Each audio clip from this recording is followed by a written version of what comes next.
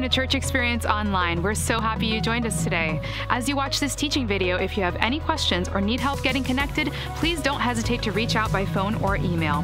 Also, our website is the best place to go if you would like to access helpful Growth Steps resources, join a serving team, connect in a life group, get your questions answered, or support this movement financially by giving online. At the end of this teaching video, you'll hear one of our Church Experience original worship songs, and we hope that gives you an opportunity to worship and reflect on what you learned. Thanks again for joining us at Church Experience Online.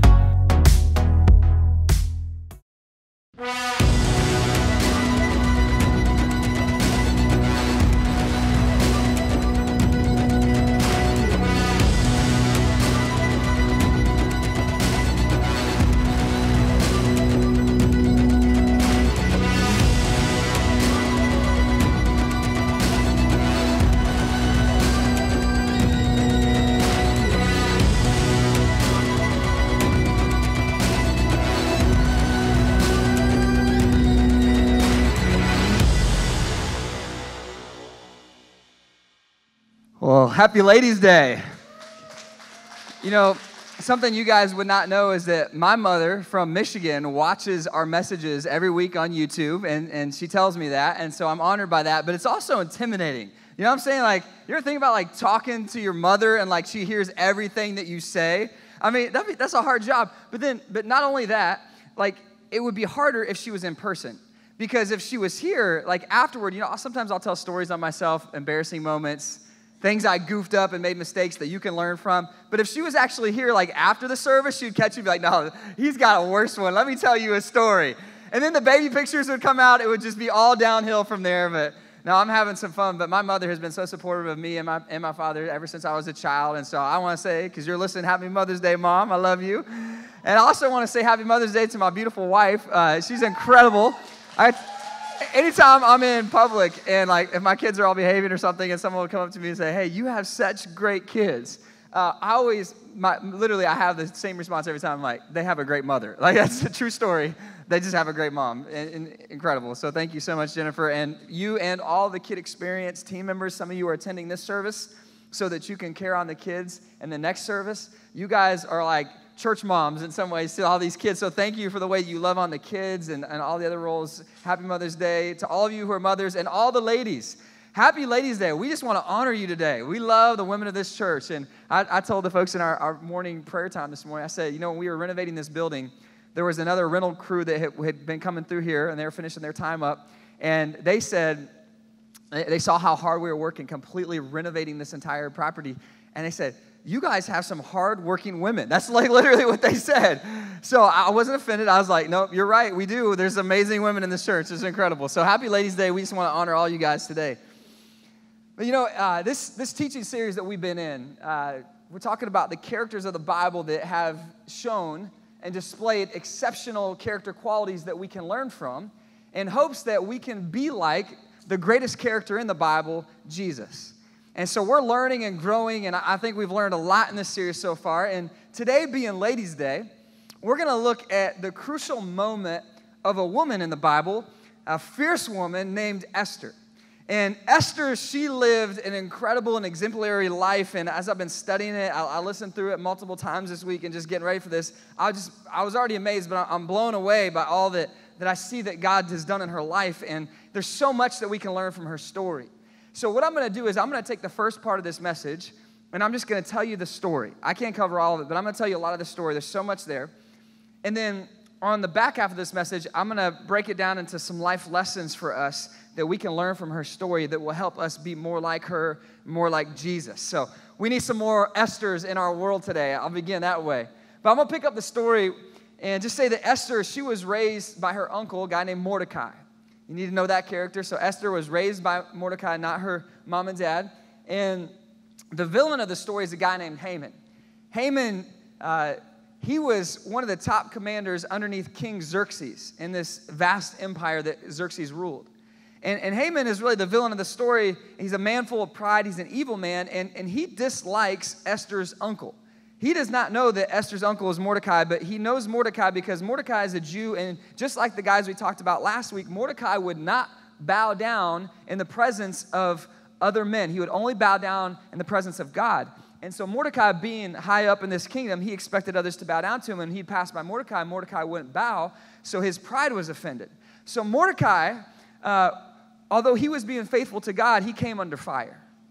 The fire we just sang about, he came under that because Haman not only disliked Mordecai, he wanted to kill him. He went so far, he was so full of pride, so offended by this, that he wanted to annihilate all the Jews in that kingdom, because the Jews, the ones that were devout, they wouldn't bow to man. They would only bow to God. And so he's like, these people are a problem. Let's get rid of all of them. So he took his case to King Xerxes, and Xerxes signed off on it. If Haman was a favored leader under him, and so he said, all right, let's go ahead. You can do it. You have my stamp of approval. And they set a day and a time when the Jews would be literally annihilated all throughout their kingdom, and they had the blessing of the king to do that. So Mordecai hears of this news. Esther's uncle Mordecai hears of the news that Haman has started this process to eliminate his entire people. And Mordecai hears this, and he does, in their tradition, he puts on sackcloth and ashes, and he goes about, it literally says, wailing loudly and bitterly in public, because he had heard of the king's edict and decree to destroy his people. And Esther sees and hears that Mordecai is wailing and in mourning, and she wants to know what's going on with him, and so she sends a messenger to him. That's where I want to pick up the scripture in Esther chapter 4, verse 5. Then Esther summoned Hathach, one of the king's eunuchs assigned to attend her, and ordered him to find out what was troubling Mordecai and why. She wants to know what's up with her uncle. Verse 6. So Hathach went to Mordecai in the open square in the city in front of the king's gate. Mordecai told him everything that had happened to him, including the exact amount of money Haman had promised to pay into the royal treasury for the destruction of the Jews. He also gave him a copy of the text of the edict for their annihilation, which had been published in the Susa, to show to Esther and explain it to her. And he told him to instruct her to go into the king's presence to beg for mercy and plead with him for her people. So Uncle Mordecai is saying, Esther, you got to do something. You got to go beg the king to spare our people. Down in verse 9, Hathach went back and reported to Esther what Mordecai had said. Then she instructed him to say to Mordecai, all the king's officials and the people of the royal provinces know that for any man or woman who approaches the king in the inner court without being summoned to the king, the king has but one law, that they be put to death unless the king extends the gold scepter to them and spares their lives. But 30 days have passed since I was called to go to the king. When Esther's words were reported to Mordecai, he sent back this answer. Do not think that because you are in the king's house, you alone of all Jews will escape. For if you remain silent at this time, relief and deliverance for the Jews will arise from another place. But you, your father's family, it will perish. And who knows, but that you have come to your royal position for such a time as this. Then Esther sent this reply to Mordecai. Go, gather together all the Jews who are in Susa, fast for me. Do not eat or drink for 3 days, night or day. I and my attendants will fast as you do. When this is done, I will go to the king, even though it is against the law. And if I perish, I perish. So at first she says, well, Mordecai, this is a bad plan because the rules of court are if I go uninvited, then I can be put to death. But Mordecai answers back, Esther, listen, God's put you in this position for this very special time, for such a time as this. And if you don't do it, God's going to save his people. God was going to bring deliverance through the Jewish people, and Christ was going to come. God was not going to allow his people to be annihilated. So he said, there will be help that will rise from somewhere else, but they'll be lost to you and your family. There'll be great devastation if you don't step forward. Esther, this is your time. Step up. So she says, pray for me. She wants to be covered in the Lord's presence and grace first. And then she gets the courage and she says, all right, I'm going to go. After we're done praying, I will approach the king. And if I perish, I perish. She wouldn't have said that if she didn't think there was actually a chance that she would perish. So she is facing even death. And so what happens is she goes to the king. She finds favor with him. And she explains the situation. There's a lot more to the story, and he finds out what's behind it. And basically, Esther steps up. She rescues her entire people. An entire generation of the Jewish people are saved because of her courage. And this is inspiring. Esther's a leader. You know, we need more men and women like this, but we need more women to step up and be Esthers. She seizes her divine moment. She makes a difference. She lives for others, not herself. Wow. This is a great story that we all can learn from. And she doesn't miss the opportunity. When the opportunity comes and presents itself, she steps up and she steps into it, even steps into the fire, if you will. But she does it for a purpose, and she does it to honor God and to save his people. And that's what we want. We want more leaders. We want more people to step up and step up on behalf of others and use their voice. Because I titled today's message, Your Voice Matters, because you have a voice and your voice matters. And Esther's voice, it saved a lot of people. So we need more people like that. And so how did Esther get, I'm not done telling the story before we get into some life lessons here in your notes. Esther, how did she get into this position? Because it's one thing to seize an opportunity, but how did she get in the position to seize that opportunity? There's actually more to the backstory that we want to discuss. See, what you might not know behind this, and maybe one of the reasons why Esther thought it was such a big deal to not disobey the rules of the court, why she thought it was a big deal not to go in uninvited, because the last queen, she wasn't the first queen, the last queen before her, Vashti, was actually deposed from her queenship. She lost the ability to be queen because she did not honor the king. And so what happened, the king invited her to come, she didn't come, and so she lost her ability to be in that position. And that's where we meet Esther, back in chapter 2 of this book, down in verse 2. It says, then the king's personal attendants proposed, after Vashti lost her queenship. They said, let a search be made for beautiful young virgins for the king. Let the king appoint commissioners in every province of his realm to bring all these beautiful young women into the harem at the citadel of Susa. Let them be placed under the care of Haggai, the king's eunuch, who is in charge of the women, and let the beauty treatments be given to them. Then let the young woman who pleases the king be queen instead of Vashti. This advice appealed to the king, and he followed it. So this is where we meet Esther. Esther is being raised in this kingdom under a secular king. She's a Jewish woman. She conceals that when she's brought into this opportunity to be a queen. But here we find her and her uncle Mordecai in verse 7 of chapter 2. It says, Mordecai had a cousin named Hadash, whom he had brought up because she had neither father nor mother. This young woman, who was also known as Esther, had a lovely figure and was beautiful. So we learned that she does not have a mom and dad. So she'd had a hard childhood, lost her parents, raised by her uncle. But we also learned that she's very beautiful physically. Mordecai had taken her as his own daughter, and when her father and mother had died. And then down in verse 9, we read more about this process. She's pulled into this kingdom-wide beauty pageant, if you will. Down in verse 9, it says, she pleased him, the man over this responsibility of finding these women. She pleased him and won his favor. Immediately, he provided her with beauty treatments and special food. I hope that's what you get today. If you're a mother in the house, if you're a lady, I hope somebody gives you some special food, maybe some beauty treatments, a little foot massage, back massage. I'm trying to help you out here. I'm sorry, guys. I'm trying. He assigned to her 7 female attendants. I can't promise that. But selected from the king's palace and moved her and her attendants into the best place in the harem. And then down in verse 17, it says, now the king was attracted to Esther more than to any of the other women. He saw Esther and he's like, she's fine. I like her.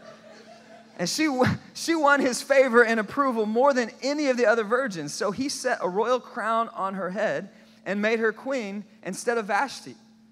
And the king gave a great banquet, Esther's banquet, for his nobles and officials. He proclaimed a holiday. Come on, that ain't right, man. You get a king, we're going to write a card and make a meal, and it's like he can do a holiday.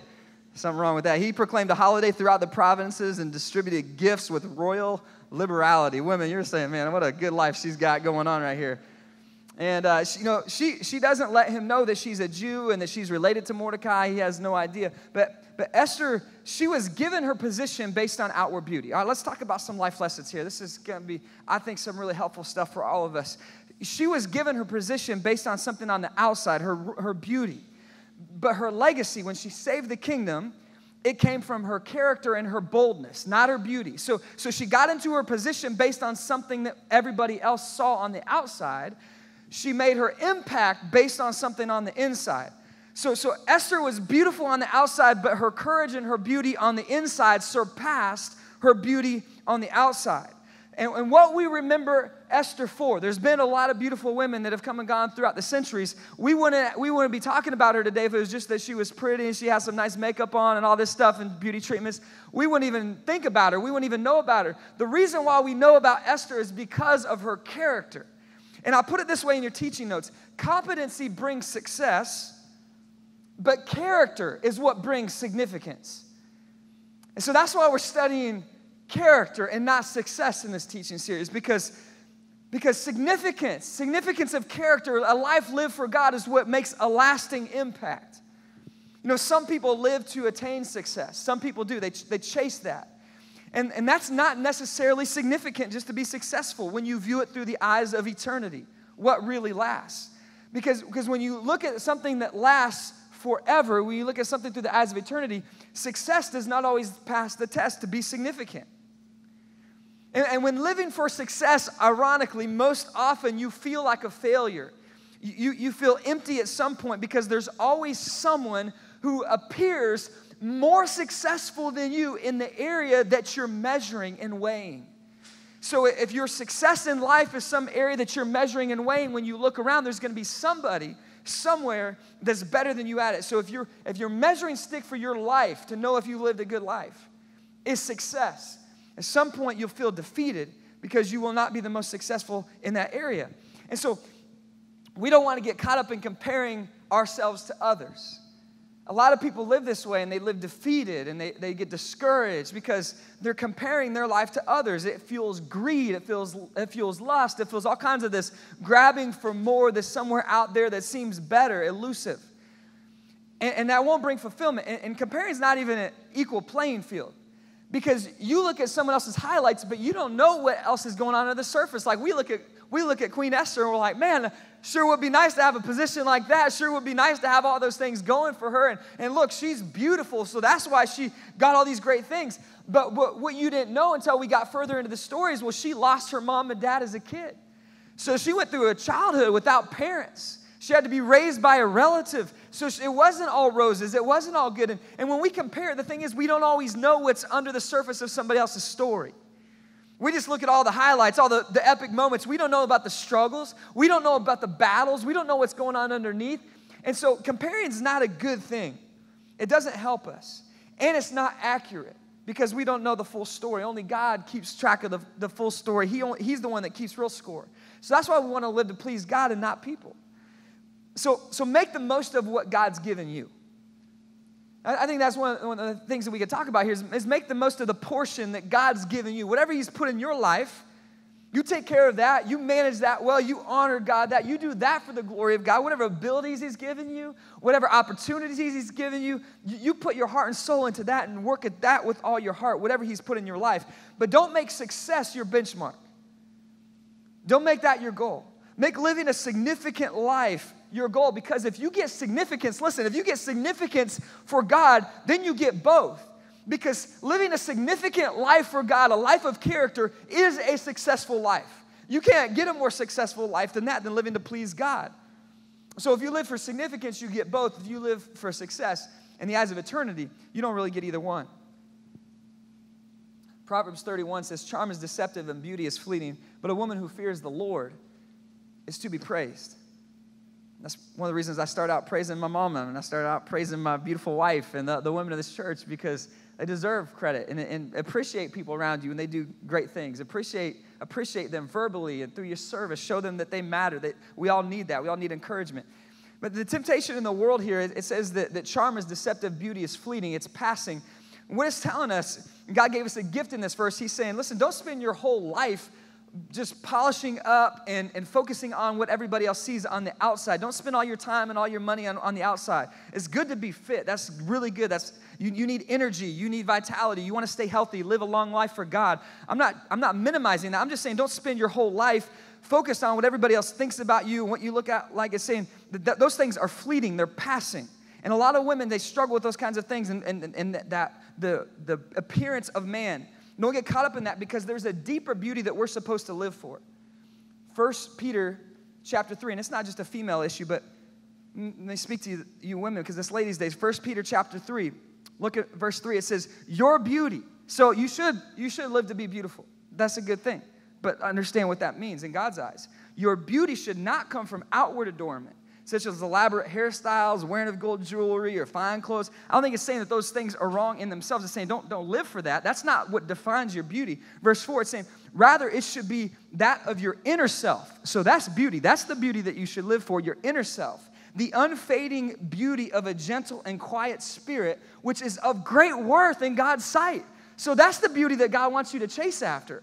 Go ahead and stay in shape and exercise so you can be healthy and whatever. Go dress nice, do your hair. That's fine. Take care of yourself. Like we should all take care of ourselves. Make sure we don't have bad breath when we're talking to somebody. Okay, do those things. That's fine. I'm not saying that those things are sinful. I think what it's saying is that some people live for those things. That's what their whole world is about, is just what other people think of them, what they look like. Don't get caught up in that, because there's always going to be someone you're going to get compared to, and you're going to compare to. You're going to look in the mirror and I'm not enough, and you're going to live that way.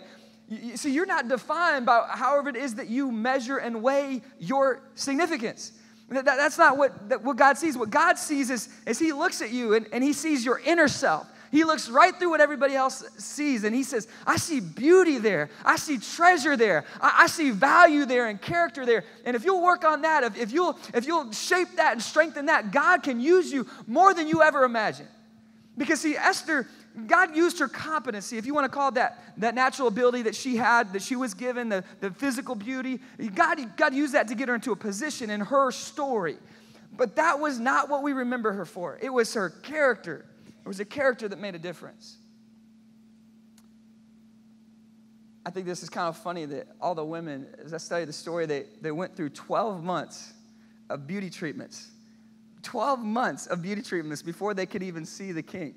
I thought that's funny. Like so some of you women, like if your husband is always on you, or your kids are like, come on, you're taking too long in the bathroom, just like yell back out, say, hey, it could be worse. I could take 12 months like Esther. It's like not that bad. Come on, just give me a little bit more time so I can get my hair done. Just give me a minute.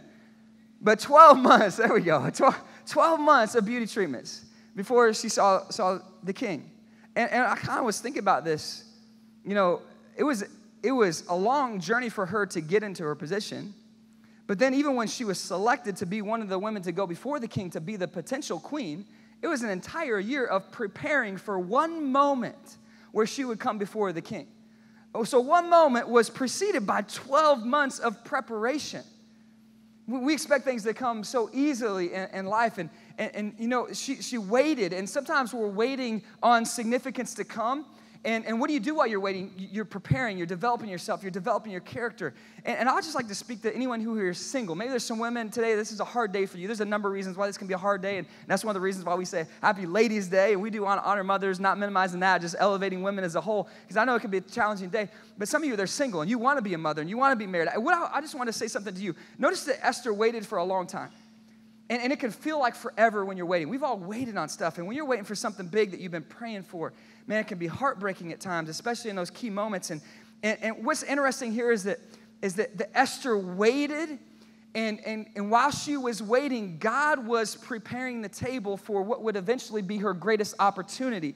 And while you're waiting for that special someone and praying, and I believe that, as you pray and wait, God is, if this person's out there that you're meant to be with, like, he's preparing them too. And so maybe you are together in the sense that you're both waiting, and you're both developing yourself. And what will be the strength of your eventual relationship, whether it will last or not, is determined by what you do in the waiting period.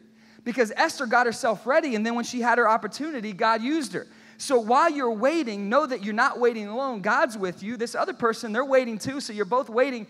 And as you're preparing yourselves, when you actually meet and you get your opportunity, what you do and how you make yourself beautiful on the inside right now is going to determine how good your relationship's going to be when you get there. Esther chapter 4. There's something really interesting in this story that we read earlier in verse 10. So she hears that Mordecai wants her to go before the king, and says that she instructed her servant to say to Mordecai, all the king's officials and the people of the royal provinces, they know that for any man or woman who approaches the king in the inner court without being summoned by the king has but one law, that they be put to death unless the king extends the gold scepter to them and spares their lives. For 30 days have passed since I have been called to go to the king. So she gives Mordecai a really good reason to not go to the king. It's obviously a very important time, and she's needed. She has an opportunity, but there's no guarantee that when she goes, the king is going to do anything. But there is a huge risk if she goes before the king that the king cannot extend the gold scepter because, listen, he got rid of the last queen because she didn't listen to him. And what he was thinking behind that is if I spare Vashti and her, like, not acknowledging my authority as the king of this kingdom, then all his people around him, all his advisors are saying, well, everybody else is going to do the same thing and no one else is going to listen to you, so we got to take care of this problem. So she knew all that history. You know, her attendants probably talked about it. People around the palace probably talked about it. She's like, I gotta make sure I stay in line because this is my opportunity. And she had a great excuse, but what Mordecai challenged her with, he said, basically, don't let a good excuse stop you because this matters more. In fact, you're here for such a time as this. And we all have excuses. Now, I put it this way in your teaching notes. Character never yields to excuses. Character never yields to excuses. You know, there's so many stories of people who accomplish great things throughout the Bible and how God used them to overcome obstacles and conquer battles and all kinds of incredible things. But almost all of them had a good reason not to do whatever they did. Goliath is too big. The walls of Jericho are too high. I mean, there were just on and on we could go. There's so many stories of why I can't do what I need to do. And my mentor, PK, he said that our reasons explain us, but they don't excuse us. And he told me that like years ago, and I haven't been able to forget it because I always have my reasons. Whenever I don't do what I should do, it's usually because I had a reason. How about you? I usually have a good reason. I learned this being a parent now of 4 kids. They always have a reason why they don't do what I want them to do when I want them to do it, right? There's always a reason. Hey, you know, you shouldn't be doing that. Well, Dad, here's why I did that. Or you should do this. And they're like, well, Dad, I did do it because this. And I'm the same way. As a child of God, I'm always giving him my reasons. And Esther, she gave her reason. She gave a reason why she shouldn't go. And our excuses, I think, hold us back from living a significant life. If some of us could let go of some excuses today and leave them here and walk out, we'd be really freed up to run after God's purpose. Maybe that's what's holding some of us back is our excuses. Last week, I told a story about my childhood, about me and my brothers shooting a bat in our home with a BB gun and trying to save Mom and all that. It was kind of a fun story, but I was actually kind of thinking about that in my childhood, and that's not the only BB gun story I got. It's like there's probably a lot more of them, but what I was kind of thinking about today, me and my brothers, we've gotten this big water gun battle with our neighbors, all the neighborhood kids, and we were outgunned, me and my 2 little brothers and all the neighborhood kids, and they kind of cornered us down to our house, and we retreated onto our porch. We had this glass porch on the front of our house, and we retreated inside, shut the door. But the battle wasn't over. You know, young guys in the neighborhood playing around, we were all real young. And so we put our squirt guns, our super soakers, out through the little mailbox slot that went into our porch, and we're shooting the neighborhood kids. They couldn't really get us. They're shooting at us. Well, they didn't like getting shot at, not being able to shoot us back, so one of the bolder neighborhood kids came up, and he shoved his squirt gun inside our mail slot and started shooting us inside of our own house, inside of our porch. And he's getting it all soaked. We're like, hey, quit it, man. He wasn't quitting. He was just getting us inside, soaking our house. Well, one of my younger brothers wasn't having it. So he went back into the house, and he came out with his BB gun. He's like, quit it. They wouldn't quit. So he shoved his BB gun through the hole, and he started shooting this neighborhood kid. It wasn't like hurting him real bad, but it was like but as soon as he got hit the first time, man, his face turned so red hot. He was angry because he got hit with this BB.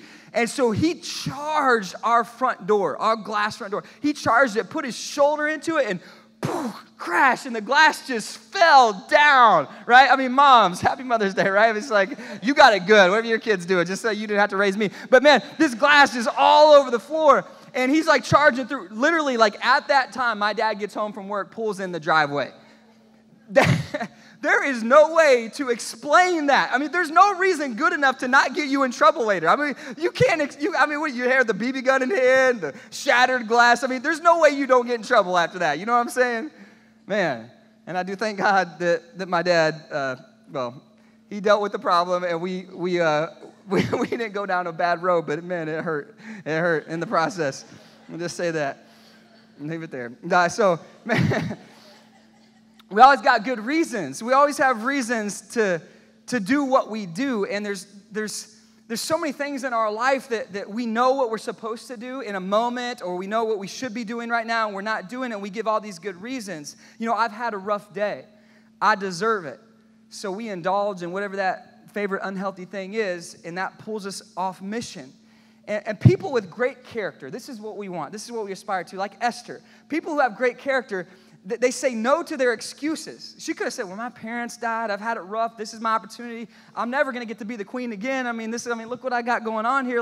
Let's send somebody else in there. Don't we got somebody else in the kingdom we can sacrifice? She didn't bow to her excuses. She made her excuses bow to her mission. She had the kind of character that a lot of men and women throughout Scripture had, and she says, whatever it costs me, we call this conviction, by the way. She said, whatever it costs me, I'm all in. And I'm not going to back down because it's difficult, because it's hard, because it's not easy, because I have all these reasons, I don't got time, whatever, it's not convenient, it's not comfortable. See, she was in a palace. You don't get much more comfortable than that. She had a lot of comfort, and our comfort can hold us back if we don't have conviction. That's why you always need to live with conviction, because as you get more comfortable, if you don't have conviction, then you'll be led by comfort and not conviction. And if you're led by comfort, you'll never find your calling. Your calling is only discovered and fulfilled when you're living by conviction and you have the character to sustain it when you get there. So Mordecai replies with this probably most famous line in Esther, and it's in verse 14. And he's instructing her that this is her time to step up. And he says, for if you remain silent, relief and deliverance for the Jews will arise. God's with his people. He's going to save his people. But listen, he said, that'll come from another place. But you and your family, your father's family will perish. And who knows but that you have come to your royal position for such a time as this. He says, Esther, this is your moment. This is your time. And every moment that you're in, think about this. It's the intersection. It's the meetup of your past and your future all the time. So in the moment that we stand in right now, all of our past has been building up to and leading up to this point. You're here because all the decisions that you made before today. Everything that you do today and everything that this comes from to the point you're in, everything that you do in your present will have an impact on your future. So this moment, the only one that we really are promised, the only one that we can really influence, you can't change the past, the future's not promised. This moment, every moment that you're in is so important. And so in a lot of ways, every time that you get from God, every bit of time, that's such a time as this. It's the same point that she had. He said, listen, this is going to affect your future if you don't step up. Your whole family could be wiped out, Esther, this whole generation. So your decision today affects the future. And who knows but that you came to this point. So he's speaking to her past. He raised her. He knew about her parents. He knew how she'd come into this position. So he said everything in your past led to this moment. Everything you do in this moment is going to lead to your future. This is what you and I need to know. In every moment that we live, every experience that we have, in that moment, that's our such a time as this. And some people never take advantage of this time because they're making one of two mistakes that we've all made. They're focusing on their past or they're focusing on their future. They're obsessing about one of the two, and they can't be focused on what's happening in that moment. So for example, they might be living in the past, and they're missing what's right in front of them, the children that they're raising, the career that they do have, the opportunities to witness for Jesus, to build his church, whatever it is that God wants to do. They're missing that in the moment because they're focusing on how things used to be. Or they're focusing on failures and guilt. Maybe we're in this room, we're focusing on what we wish we would have done back then, opportunities that we wish we would have been given that others were given, or opportunities we missed in the past, or natural abilities we didn't get, whatever it might be. Some of us are so focused on the past that we're not taking advantage of the present. But other people are missing the present because there's so much obsessing on the future.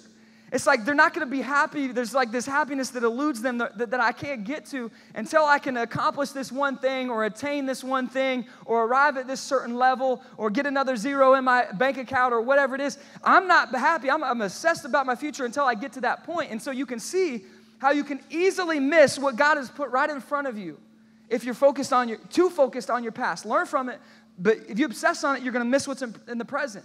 You should plan for the future. All kinds of examples in Scripture and plan for the future. But if your happiness is out there somewhere, you're going to miss what's right here, and you're never going to be content. You're never going to find joy in this moment that God's given you, because my past and my future always meet in the present. So the present is always my most important opportunity. Future is very important to prepare for it. My past got me here, but the present, this is my moment to influence others for Jesus. It's in your teaching notes. I want to be fully present in all the time God's given. Now, I want this more in my life. I probably struggle more with the future when always thinking like, okay, what's next? Let's go. And I think I've missed so many moments in my life because I was worried about what's next and sometimes what was behind me. And it's like, I want to be more fully present. Every conversation I'm in, I want to cherish it. I want to value it. Every day, I do actually have done this for, I don't know, maybe it's years now, but many, many months. I've woke up, and one of my first prayers, I always talk to Jesus first thing. And one of my favorite prayers that I always say is I thank God. I say, God, thank you for this day. And I commit this day to you. And I think what my heart is saying is like, God, thank you for this day. Like, this is such a time as this. I want to be fully present to this day. This is a new day. I don't want to take it for granted and go into it with a bad attitude if I got a lot going on or I'm stressed out or something. I want to be thankful for this day. I had a crazy day. A few weeks ago, I don't know if it was that long, there was a few of the guys in the church that just kind of impromptu text each other and got together for a meal. And what we were doing is we're going to eat, and then we're going to go to one of the guys in our church, Bobby. His mother, who is mid-80s, I believe. She was kind of like really looking like she could pass. And she was in the hospital and on a machine and everything. And it's like, can we just go pray for her? And so we kind of had a meal, and then we went over there, and it was just this beautiful moment to see him in tears, just loving on his mother there at the bedside in the hospital. And we were asked to pray. And so I put my hand on her head and her gray hair, and it's real thin and stuff. And I could feel her head as I had my hand on her, and I was praying for her. She couldn't, maybe she could hear us, but I mean, she wasn't responding. But we were just praying for her, and for comfort, for healing, all that kind of stuff. And it was there to show Bobby how much we care about him as brothers in Christ, and just to pray, and lay hands on her. And my right hand was on her head. I was on the side of the bed, and I had my hand on her. This 85-year-old woman who loves Jesus. And that's the beautiful thing in the story. Whatever happens, like she loves Jesus, and so we're praying for her.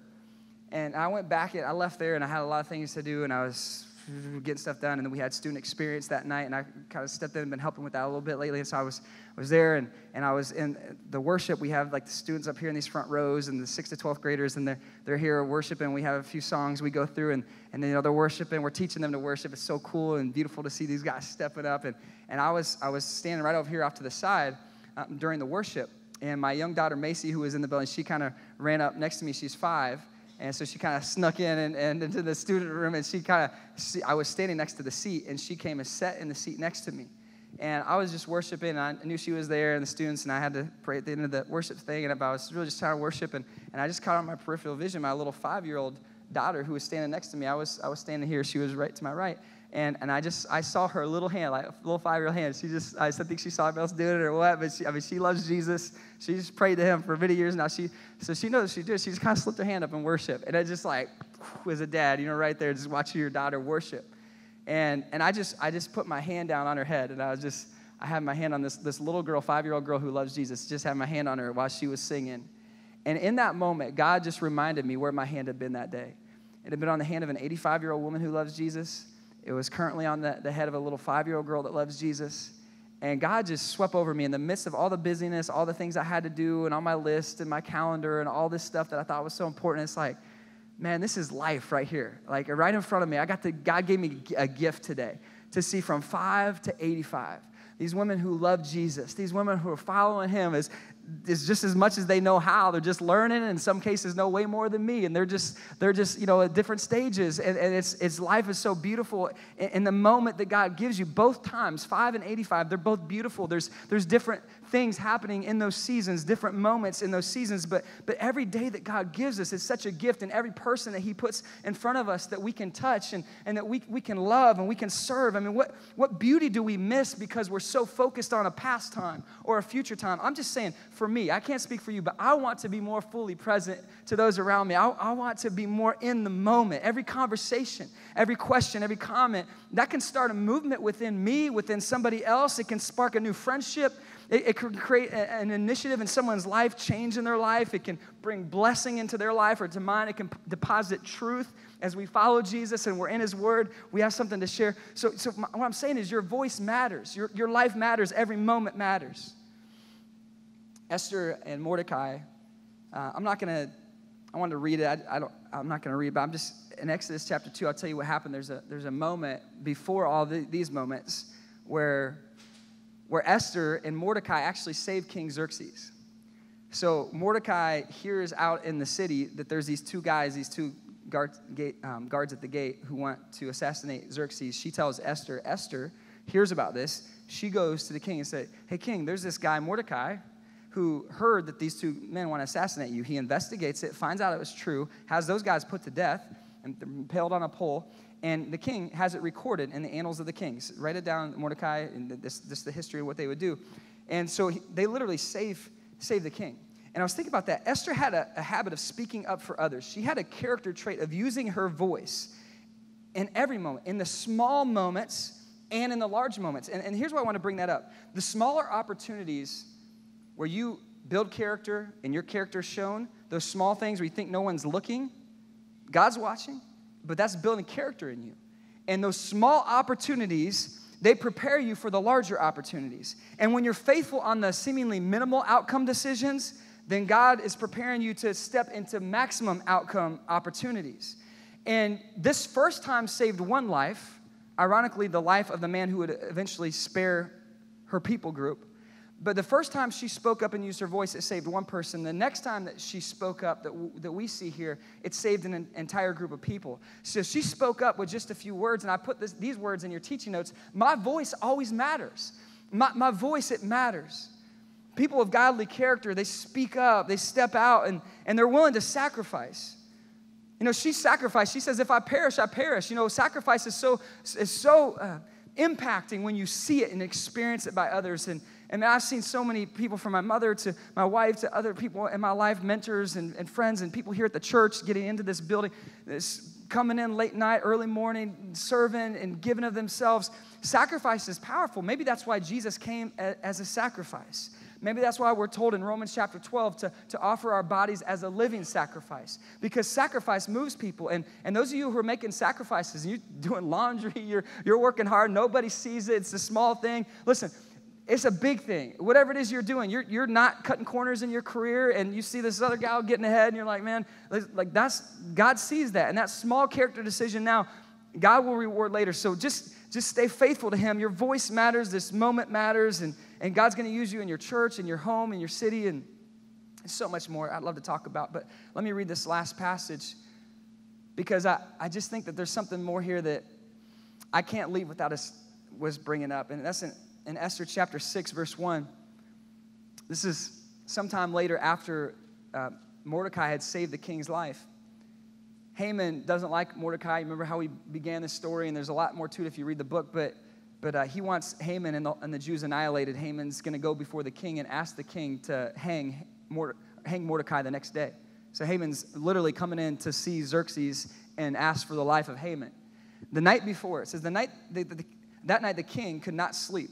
Chapter 6, verse 1. So he ordered the book of the Chronicles, the record of his reign, to be brought in and read to him. I don't know, this is before Netflix. I don't know what the king does when he can't sleep at night. He can't turn anything on and watch it. So he's like, just go read me the history of the kingdom. You know, I don't know. But he couldn't sleep. Verse 2. It was found recorded there that Mordecai had exposed Bigthana and Teresh, two of the king's officers who had guarded the doorway, who had conspired to assassinate King Xerxes.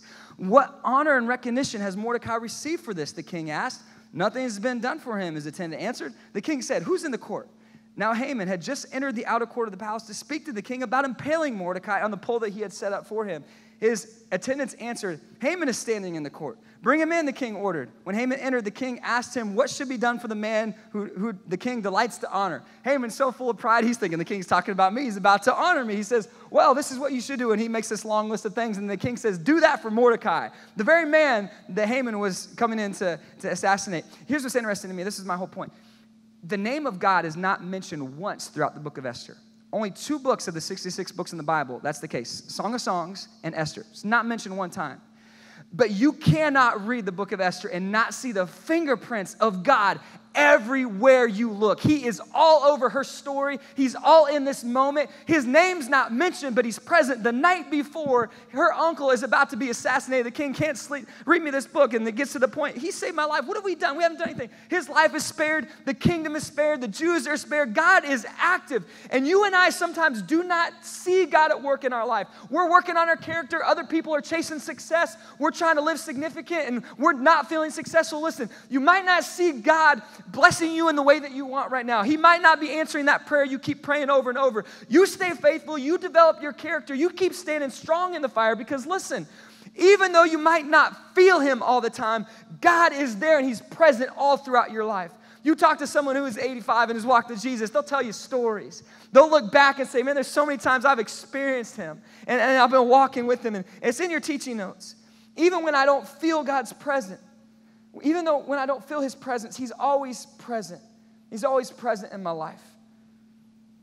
And I remember teaching our kids, literally all of them, when they were learning to speak and they could just start to understand words. I remember teaching them what love means and trying to describe it in words to someone who doesn't know the word. How do you describe love?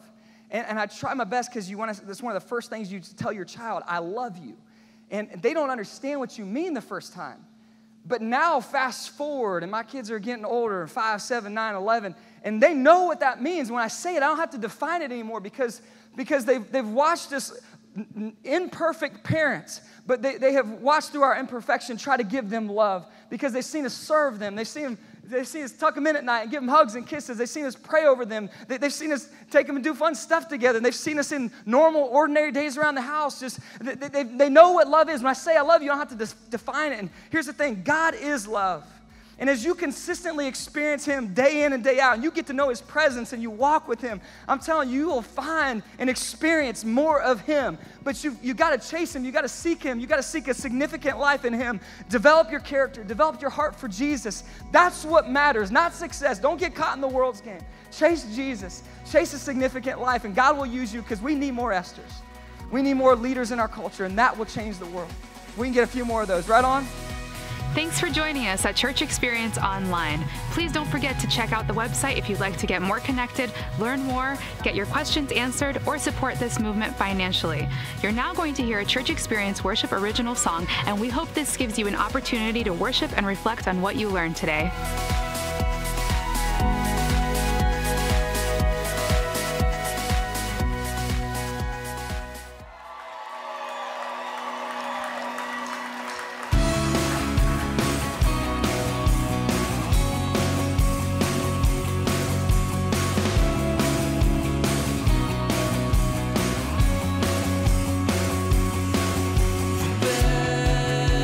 Yet to come, we're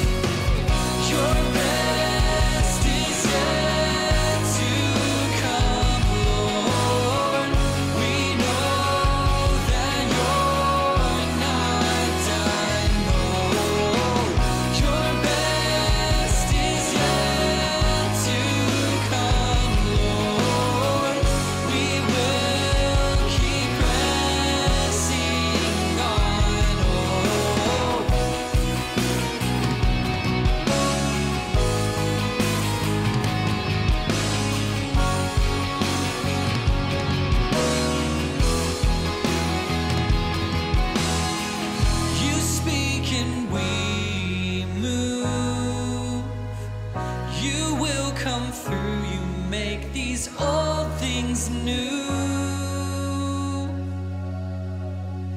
Jesus, we trust in you. You